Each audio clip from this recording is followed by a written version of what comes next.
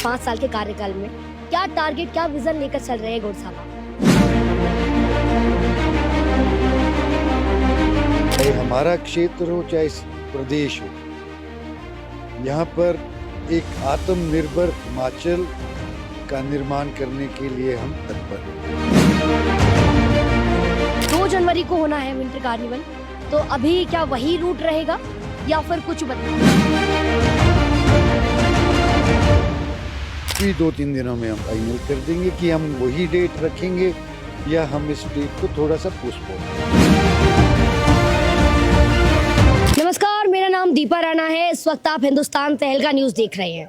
आप सभी का स्वागत है हमारे खास प्रोग्राम वॉक बाय टॉक में, जहां हम आपको अपने आज के खास मेहमान से मिलवाने वाले हैं। आपको उनके बारे में बता दूं, उन्हें राजनीतिक सीख बेशक विरासत में मिली हो, लेकिन उन्होंने उस बैसाखी का सहारा ना लेकर अपने जुनून से, अपनी मेहनत से लोगों का प्यार पाकर इतिहास रचा है। आपने हिमाचल प्रदेश के उस टूरिस्ट प्लेस मनाली के बारे में सुना होगा। मनाली की अगर राजनीति की बात करें तो मनाली में 15 साल से काबिज बीजेपी को हरा कर इन्होंने इस सीट को कांग्रेस की झोली में डालने का काम किया है। मैं और किसी की नहीं बल्कि बात कर रही हूँ भुवनेश्वर गौड़ जी की, जिनका स्वभाव आम लोगों के साथ बहुत मिलनसार है। अगर बात आम लोगों के हक की हो तो ये सख्त लहजा अपनाने से पीछे नहीं हटते। भुवनेश्वर जी, आपका बहुत बहुत स्वागत है हिंदुस्तान तहलका न्यूज में। धन्यवाद। सबसे पहला सवाल यही करना चाहूंगी, जब से आपकी जीत हुई है तब से आप एक्शन मोड में दिखाई देते हैं किसी भी काम को लेकर या फिर आम जनता के हक के लिए। तो ये पहले से ही शौक है या फिर यूं कहूं कि जब बात आम जन के हक की होती है तो आप पीछे नहीं हट पाते? देखिए, हम राजनीति में काफ़ी लंबे समय से जुड़े हैं। NSUI यूथ कांग्रेस और उसके बाद सीनियर कांग्रेस से जुड़े रहे। तकरीबन 30 वर्ष मुझे भी राजनीति में हुए। इस क्षेत्र जो हमारा मनाली का क्षेत्र है, ज़्यादा ये पर्यटन और बागवानी के क्षेत्र से रिलेटेड है। हमने हर संभव प्रयास किए हैं कि हम क्षेत्र में अच्छी सड़कें दें ताकि पर्यटकों को प्रॉब्लम ना हो, बागवानों को प्रॉब्लम ना हो, हमारा जो प्रोड्यूस मार्केट में जाना है वो समय पे जाए और लोगों को अच्छी सुविधा मिले जी। तकरीबन 2 वर्ष सरकार को बने हुए हैं हमारी। जी। माननीय मुख्यमंत्री ठाकुर सुखविंदर सिंह सुक्खू जी, जो एक सामान्य परिवार से आए हैं, और जैसे ही उन्होंने इस प्रदेश की बागडोर संभाली है, बहुत सी नई स्कीम्स यहाँ लेके आए हैं। लोगों को किस तरह से जो अंतिम पंक्ति में खड़ा व्यक्ति है उसे किस तरह से गवर्नमेंट की जो एड है या जो भी मदद हो सकती है उसके लिए हम लोग तत्पर खड़े हैं। जी।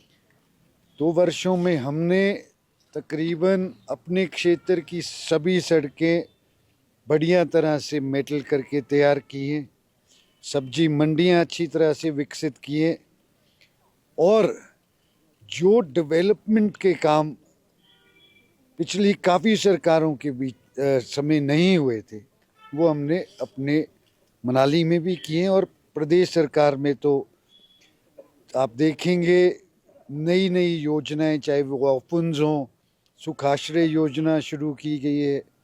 तो मैं समझता हूँ आने वाले समय में चाहे हमारा क्षेत्र हो चाहे प्रदेश हो, यहाँ पर एक आत्मनिर्भर हिमाचल का निर्माण करने के लिए हम तत्पर हैं।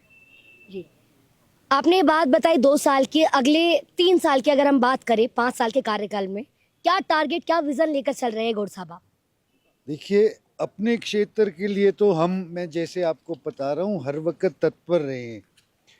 जब भी कोई नई स्कीम्स आ रही हैं, चाहे मनाली के टूरिज्म के लिए हो, हम एक रिवर फ्रंट यहाँ पे अभी डेवलप करने वाले हैं, जो हमारे वोल्वो स्टैंड हमारा बन के तैयार हो गया है ताकि बेहतर सुविधाएं पर्यटकों को हम दे पाएँ। उसी कड़ी में चाहे नगर हो, नगर को हम विकसित करने के पूरा प्रयास कर रहे हैं। जो हमारे गांव हैं ताकि गांव में पर्यटन जाए। उसके लिए हम लोग भरपूर प्रयास कर रहे हैं। होम स्टेज और बेड एंड ब्रेकफास्ट जो स्कीम्स हैं, लोगों को हम ज़्यादा से ज़्यादा इनके बारे में जानकारी दे रहे हैं ताकि एक आत्मनिर्भर जो हमारा गांव है वो भी बन के तैयार हो, और जो हमारी लोकल प्रोड्यूस हैं, जैसे हमारे सेब हैं, प्लम्स हैं, पेयर्स हैं, जो भी फल हैं, इनकी हम अच्छी वैरायटीज़ बागवानों को दे पाएँ। आज के समय में बहुत सा जो हमारा एरिया यहाँ पे एग्जॉटिक वेजिटेबल्स का काम हो रहा है, बहुत सा यूथ हमारा जो है वो इसमें इन्वॉल्व है। इनको क्या इंसेंटिव्स हम दे सकते हैं, किस तरह से हम ऑर्गेनिक की ओर बढ़े, इसका हम यहाँ प्रयास कर रहे हैं ताकि ऑर्गेनिक चीज़ें हम उगाएंगे, उनके दाम भी हमें अच्छे मिलेंगे और जो उपभोक्ता हैं उनकी सेहत भी अच्छी रहेगी। साथ लोगों को इंतजार है, बल्कि मनाली को नहीं पूरे देश भर को इंतजार है मनाली विंटर कार्निवल का, जिसे राष्ट्रीय शरदोत्सव के रूप में भी जाना जाता है। आपने बताया सफेद चादर का इंतजार है, जल्दी वो दिन आएगा। विंटर कार्निवल की कमेटी की अध्यक्षता आप कर रहे हैं, लगातार मीटिंग्स भी हो रही है।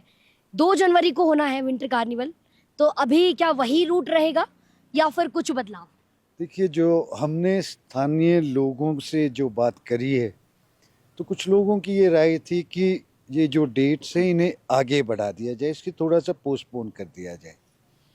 अभी हम सारी एसोसिएशंस और यूनियन से भी बात करेंगे, क्योंकि जो विंटर कार्निवल की डेट है वो 2 जनवरी से शुरू होता है।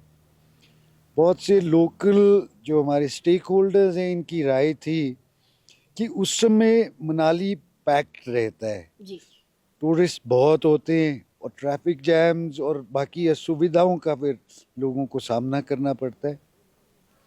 तो लोगों का ये भी एक सुझाव था कि इस डेट को थोड़ी आगे बढ़ाएंगे तो दोबारा से जो पर्यटक कार्निवल देखने के लिए आना चाहते हैं, जो हमारे यहाँ का जो रीति रिवाज है, जो हमारा पहनावा है, जो हमारे यहाँ का खान पान है, वो अगर देखने को आए तो वो एक एक्सक्लूसिव इवेंट हो जाएगा और बहुत से लोग स्पेशली कार्निवल देखने मनाली आएंगे। मनाली विंटर कार्निवल की डेट कब तक फाइनल हो जाएगी? अभी 2-3 दिनों में हम फाइनल कर देंगे कि हम वही डेट रखेंगे या हम इस डेट को थोड़ा सा पोस्टपोन करेंगे। बहुत बहुत धन्यवाद बातचीत के लिए और समय देने के लिए। तो इस वक्त मेरे साथ मौजूद रहे मनाली से कांग्रेस विधायक भुवनेश्वर गौड़ जी, जिन्होंने इतिहास रचने का काम किया। 15 साल से काबिज बीजेपी को हराकर कांग्रेस की झोली में सीट डाली, और साथ ही 2 साल इनके कैसे रहे और आगे मनाली को लेकर क्या विजन और क्या टारगेट रखते हैं भुवनेश्वर गौड़ जी, वो तमाम बातचीत हमने इनसे की। लेकिन फिलहाल हमें भी, आपको भी और विधायक जी को भी इंतजार है उस दिन का जिसका देश जो है वो पल के बिछाकर इंतजार कर रहा है। वो सफेद चादर में कब ढकेगा मनाली और विंटर कार्निवल से कब जगमगाएगा ये मनाली। फिलहाल आप क्या कहना चाहेंगे मनाली को लेकर, जो विजन विधायक जी रखते हैं उसके बारे में कमेंट करके हमें अपनी राय जरूर दे। और ऐसे ही तमाम खबरों के लिए और कुछ एक्सक्लूसिव इंटरव्यूज के लिए देखते रहिए हिंदुस्तान तहलका न्यूज। जय हिंद, जय भारत।